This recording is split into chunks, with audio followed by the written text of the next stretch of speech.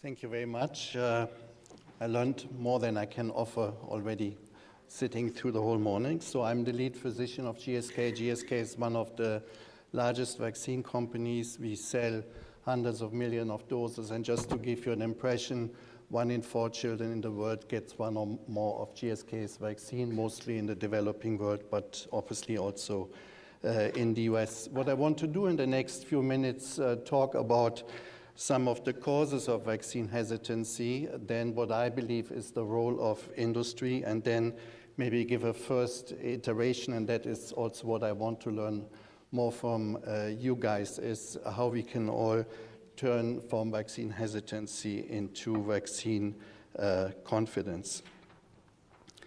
So what is causing vaccine hesitancy? Maybe just briefly the definition. It's essentially the reluctance or refusal to get vaccinated in the presence of vaccines. So that is very important. And just to amplify the issue, in 2019, WHO essentially declared vaccine hesitancy as one of the 10 biggest threats for global health. That was just last year. Obviously, defining vaccine hesitancy is easier, but talking about causes is a different matter. And to build on what Dr. Fu already explained, when you look at the scale of vaccine hesitancy, on the left side you have people who want to be vaccinated, who don't miss a vaccine ever, who vaccinate all their children, but that's a very, very small group. And on the other side you have the anti-vaxxers, who are very loud, who own the internet and are much better than the industry or public health organization, as the previous speaker already highlighted. But the big middle part are people who are indifferent, who go with the flow, who sometimes take vaccine, who sometimes forget vaccine, even though they have nothing against vaccination, and are obviously influenced by their immediate surrounding and by social media and the press. And maybe to amplify the impact of the media, just to use a theoretical example for the time being, just imagine there would be a coronavirus vaccine available in the US today. I think there would be long lines to receive the vaccine, and I don't want to play coronavirus down for the time being, but the risk to catch it, at least today in the US, is zero in my eyes, or very close to zero. However, thousands of people in the flu season, which is still ongoing, have died this winter in the US, just to put things into perspective. Another interesting aspect, and again, Dr. Fu mentioned it with other examples, because vaccination and vaccines are so successful, diseases have essentially disappeared. No student in medical school in the US will ever see hip meningitis, tetanus, polio, and so are people. They simply have forgotten what these diseases are all about, and essentially vaccination has been so successful that real or perceived safety issues are now much more in the forefront of public discussions.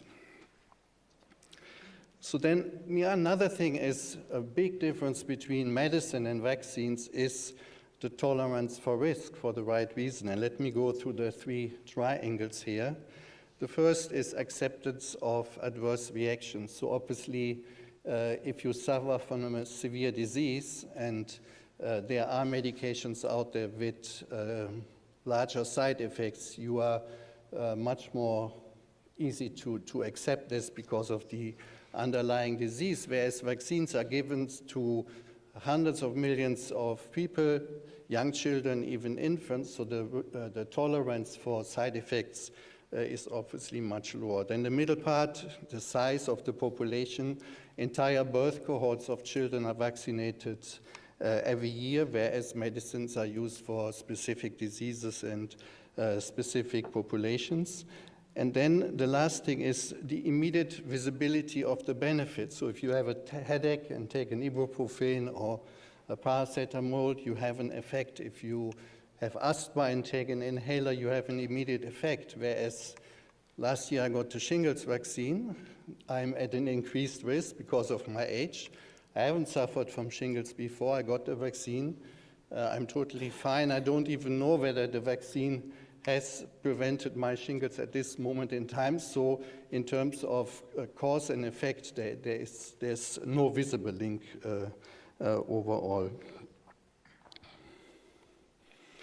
So what is the role of the vaccine industry? I think two words are important, access and trust, and maybe talk about access first.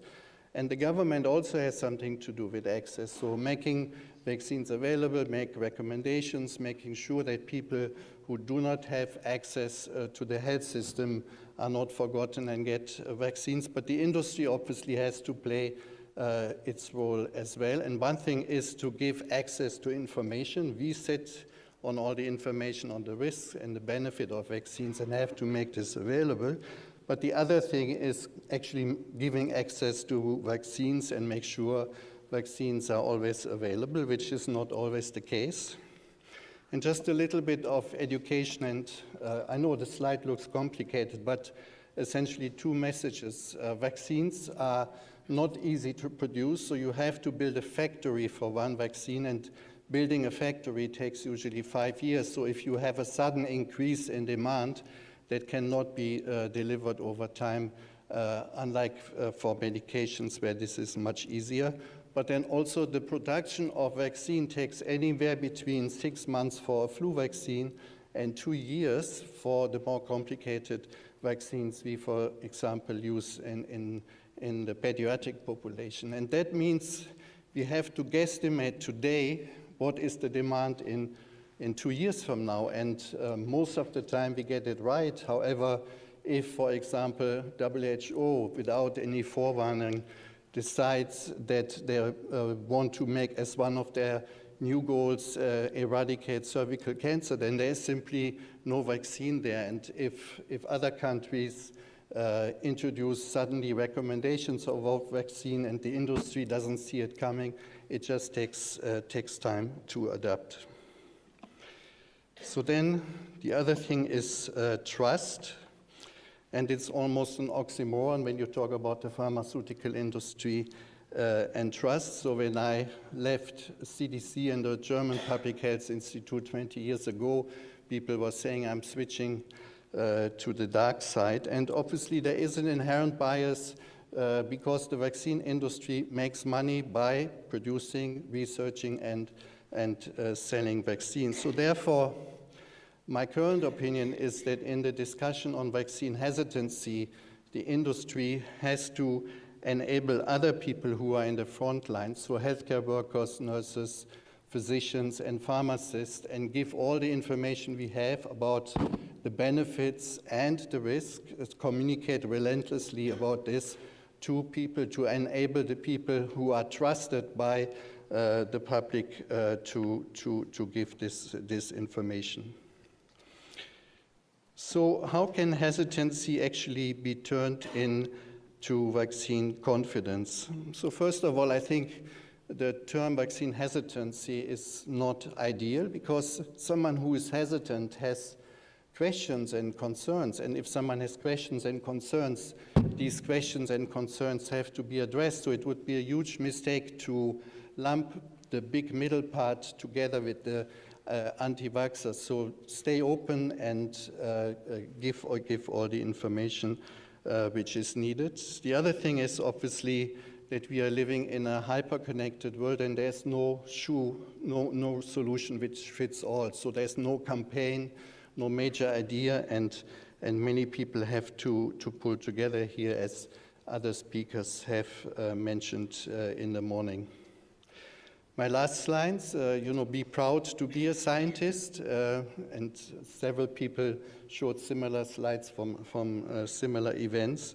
I think one thing is there's actually a piece of good news. We want to convince people on the value of vaccine, and the vast majority of people are not against vaccination. So you want to convince people to join the majority, which is still a big thing, but it's much easier than being in the minority. But I'm here to learn. I know the industry has to do even more to be absolutely transparent on the risks and benefits of the vaccine.